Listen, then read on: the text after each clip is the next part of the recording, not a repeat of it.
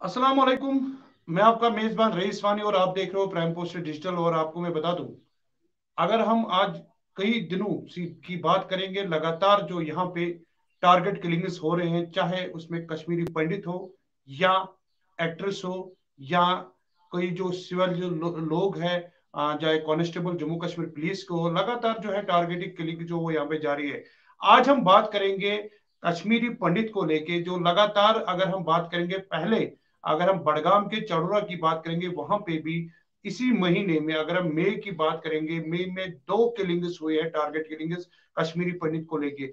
एक अगर हम बात करेंगे चाड़ोरा बड़गाम की, जो राहुल भट्ट की किलिंग हो रही है वहां पे, जो मिलिटेंट तहसील ऑफिस में पहुंच के उन पे जो है अंधाधुंध फायरिंग करते हैं। उसके बाद अगर जो उसको हॉस्पिटल लिया जाता है, उसको रास्ते में ही उनकी मौत हो जाती है। और उसके बाद अगर हम बात करेंगे, 2 दिन की पहले ही बात है, अगर हम बात करेंगे रजनी, जो कि एक टीचर, फीमेल टीचर थी, जो गोपालपुरा में बच्चों को पढ़ाती थी और स्कूल में थी, मौजूद थी, और वहां पे मिलिटेंट जाके जो है उनपे फायरिंग करते हैं और उनकी भी जो है मौत हो जाती है।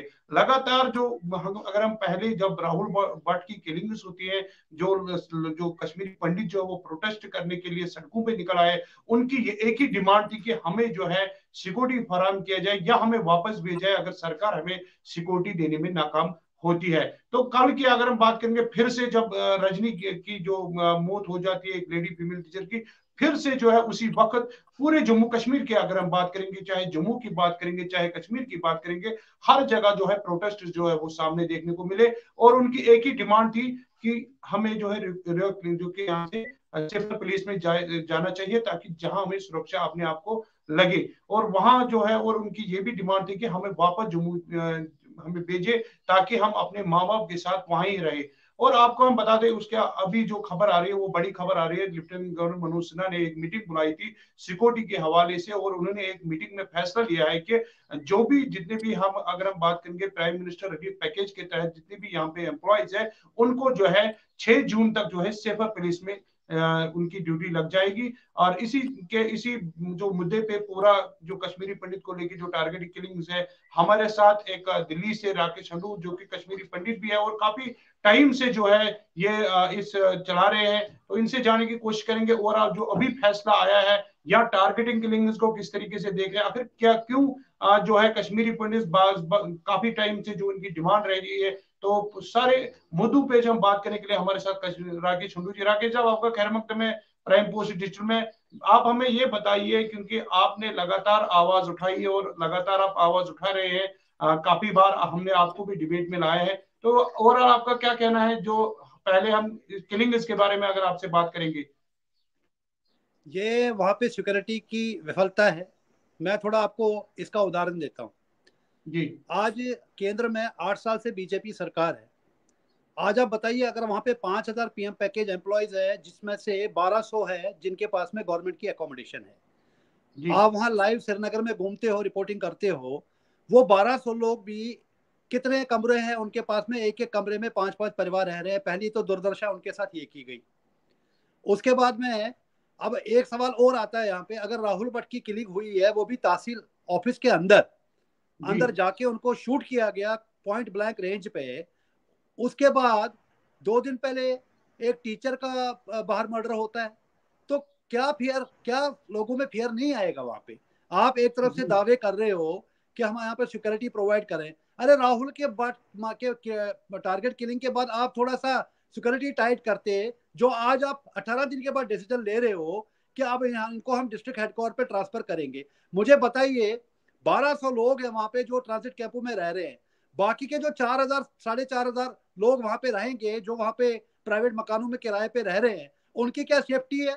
कि घर के बाहर अभी अभी कुछ दिन पहले वहां पे टीवी की, क्या वहां पे लोकल पुलिस वाले नहीं मारे जा रहे?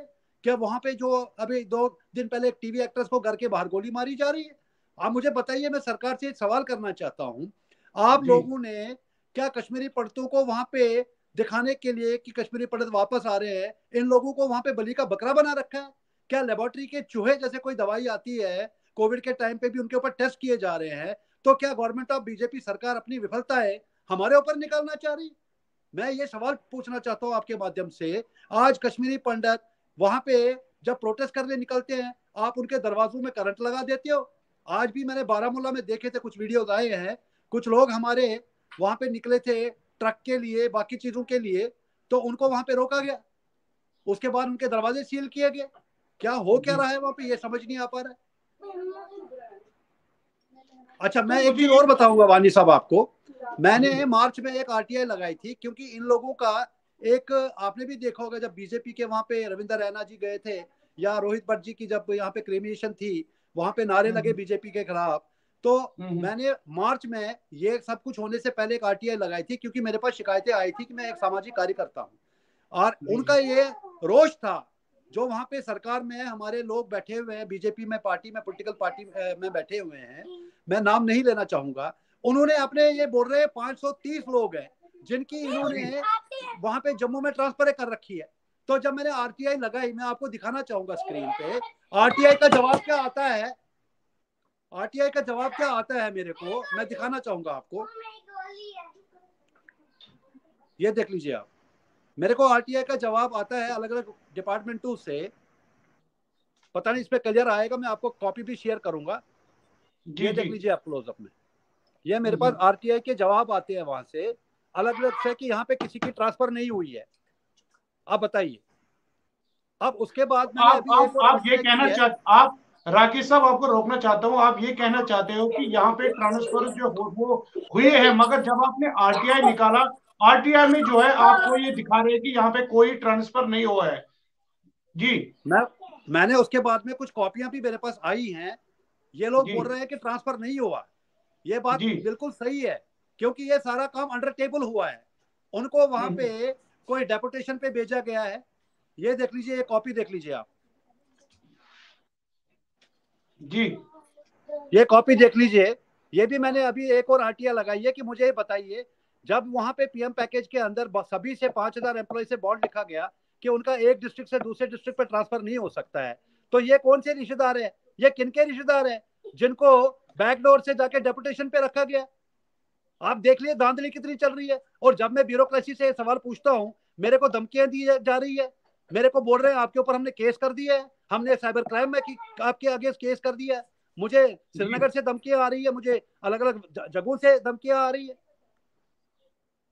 तो आप मुझे ये बताइए कि जिस तरीके से आपने आरटीआई निकाला है कि ट्रांसफर उसको लेके, अब जब लेफ्टिनेंट गवर्नर मनोज सिन्हा ने आज जो है ऐलान कर दिया है कि जितने भी जो अगर प्राइम मिनिस्टर जो पैकेज के तहत जितने भी एम्प्लॉयज यहाँ पे है, उनको जो है सेफर प्लेसेस पे जो है वो लिया जाएगा, ताकि ऐसा घटना ना हो जो घटना हुई है। चाहे अगर हम राहुल भट्ट की बात करेंगे या रजनी की बात करेंगे, जिस तरीके से दो जो यहाँ पे हत्याएं हुई है, तो आप इस फैसले को किस तरह से देखते हैं? मेरी काफी पीएम पैकेज वालों से अभी बात हुई है, वो वहां पे जी बिल्कुल इस चीज से बिल्कुल एग्रीड नहीं है। ये एक आई जी वॉश है, मैंने जैसे भी आपको पहले भी बोला है, ये इसको बीजेपी का एक आठवां आठवां बीजेपी के नाक के नीचे आठवां कश्मीरी विस्थापितों का वहां पे जो वहां पे बेसिकली ये रिहेबिलिटेशन पैकेज था वहां पे, कि धीरे धीरे जी जैसे 90 में लोग निकले थे कि एक रास्ता बना था कि धीरे धीरे ये लोग जाएंगे तो वहां पे वापस कश्मीरी पंडित रिहेबिलिटेट हो पाएंगे। आज ये अपनी विफलताएं छुपाने के लिए ये एक आई वॉश है। मैं आपके आप लोकल श्रीनगर में रहते हैं, आप वहां पे रिपोर्टिंग करते हैं, वहां पे ग्राउंड पे हालात है कि वहां पे ये लोग मैं डिस्ट्रिक्ट हेडक्वार्टर की बात कर रहा हूँ, तो आप मुझे रावलगढ़ का बताइए। उसको तो तहसील के अंदर जाके शूट किया गया पॉइंट ब्लैंक रेंज से। एक मास्टर स्कूल के बाहर, उसको गेट के पास में, वहां के बच्चे कल रो रहे थे, उसको वहां पे सर में गोलियां मारी गई है। ये अपनी विफलताएं छुपा रहे हैं। मैं ये मान रहा हूँ कि हाँ, 4,000 5,000 एम्प्लॉयज को वहां पे सिक्योरिटी देना ठीक इस टाइम पे नहीं। आप इनको जम्मू शिफ्ट कीजिए, 6 महीने वहां पे रख लीजिए, आप वहां पे ग्राउंड पे हालात ठीक कीजिए, और कश्मीरी पंडितों को एक जगह पे रख लीजिए, ताकि आपको भी कल वहां पे जो हमसे हम बोल रहे हैं जोनोसाइड की बात हम बात कर रहे हैं, हम बोल रहे हैं वन प्लेस सेटलमेंट, उसके ऊपर ये आई वॉश कर रहे हैं पिछले 8 साल से। बताइए, मैं इस हुकूमत से पूछना चाहता हूँ, आज सेंटर में बीजेपी की डबल इंजन सरकार है, क्या किया इन लोगों ने कश्मीरी पंडितों के लिए आज तक? मैंने कई टीवी डिबेट्स में इनसे पूछा, तो मुझे बोल रहे थे आप ये पोलिटिकलाइज कर रहे हो। मैं एक सामाजिक कार्यकर्ता हूँ, मैं 5 लाख कश्मीरी पंडितों की आवाज उठाता रहा हूँ पिछले 32 साल से, मैं आज भी उठाऊंगा। आप किसी भी माइग्रेंट कैंप में जाइए, बात कीजिए लोगों से, एक भी आदमी खुश नहीं है। अभी अभी मेरे पास व्हाट्सएप में कोई मैसेज आया है कि अमित शाह जी ने आज गवर्नर को तुरंत बुलाया है केपी किलिंग के ऊपर। तो अमित शाह जी 18 दिन से सो रहे थे क्या? उनका एक स्टेटमेंट राहुल भट्ट के ऊपर नहीं आया, उनका एक स्टेटमेंट जो हमारी बहन परसों मारी गई राजबाला, अगर मैं माइनॉरिटीज की बात करूं, वहां पे हमारे कुछ टीवी आर्टिस्ट जो थी उनके ऊपर कोई स्टेटमेंट नहीं आया इन लोगों का। कर क्या रहे हैं? कांग्रेस को गालियां दे दे के एनसी पीडीपी को, आज तो एनसी और पीडीपी को आप ब्लेम नहीं कर सकते। आपने आज तक अपनी सियासत चला ली पुरानी पार्टियों को गाली देके, आप अपने कारनामों पे बात कीजिए ना, आपने किया क्या है? मैं भी श्रीनगर आता हूँ, मैं भी वहां पे जाता हूँ, मैं भी लोगों से वहां पे इंटरेक्ट करता हूँ। आज बेचारे लोग कैंपों में बैठे हुए कैदियों की तरह, कोई तिहाड़ जेल की तरह उनको बंद कर रखा है वहां पे। तो राकेश साहब, समय का खास ख्याल रखते हुए जो है आपने हमें टाइम दिया, आपका बहुत बहुत शुक्रिया। क्योंकि मेन इशू था कि अगर हम बात करेंगे कश्मीरी पंडित इसके ऊपर जो फैसला आया है उस पर भी हमने बात की, और उसके साथ साथ जो आपने हमें टाइम दिया उसका बहुत बहुत शुक्रिया। आप हमारे साथ जुड़े। ये थे हमारे साथ राकेश छोटू जो कि सोशल एक्टिविस्ट जो दिल्ली से हमारे साथ लाइव थे। इनका साफ साफ यही कहना है कि ये एक मजाक है, जो ये फैसला आया है ये अयवाश है और कुछ नहीं है। और उसके साथ साथ अगर हम बात करेंगे टारगेट किलिंग को लेके, चाहे अमरीन भट्ट हो, चाहे राहुल भट्ट हो, चाहे कल जो हत्या हुई है रजनी की, तो ओवरऑल अगर हम बात करेंगे जिस तरीके से यहाँ पे टारगेट किलिंग जारी है, और दूसरी तरफ हम ये कहेंगे कि जिस तरीके से लगातार एनकाउंटर का सिलसिला भी जारी है यहाँ पे, तो एनकाउंटर का सिलसिला जारी रखते हुए जो है ये किलिंग्स यहाँ पे हुए।